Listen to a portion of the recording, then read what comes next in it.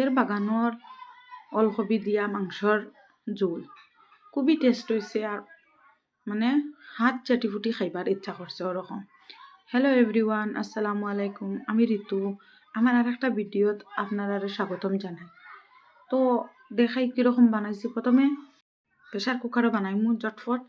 তো প্রথমে মাংস ওঠাইন, বেশ করে সরিষার তেল দিলাইছি, কাটি সরিষার তেল। মাংস ওটাইন একটু লাড়িয়া দিয়া দিলাইমু ওলকপি যে ওটাইন খাটিয়া রাখছি ওটাইন দিলাইমু।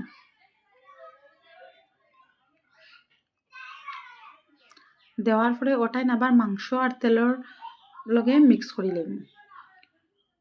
সুন্দর করে মিক্স করার পরে তখন ওটাইন তো হলদি, মরিচ, জিরা তিনোটা দিয়া ওটা লাড়িয়া সুন্দর করে একটু ভাজা ভাজা করি লাইমু।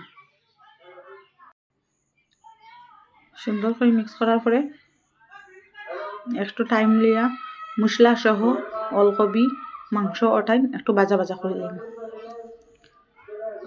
দেখো একটু লাল লাল হয়ে গেছে আমার। একটু ভাজা ভাজা করার পরে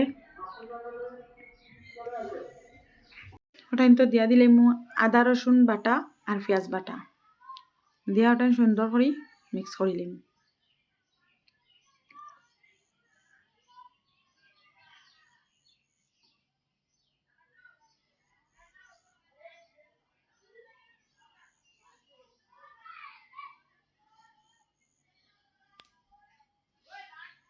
সুন্দর করে মিক্স করার পরে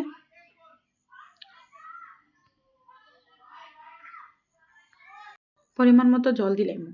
পরিমাণ মতো জল মতলব মানে সবজিটা পুরা জলের ডুবিত এরকম একদম মাংস আর সবজির গায়ে গায়ে দিম।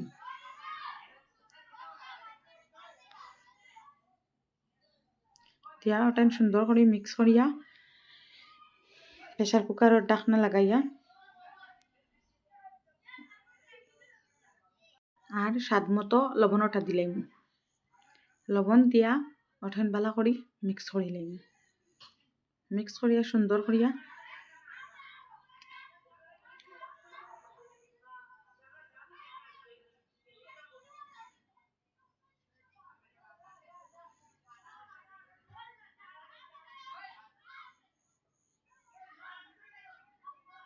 জল একটু কম হয়েছে তাহলে আরো একটু জল দিয়া 3-4টা সিটি মারাই দিব।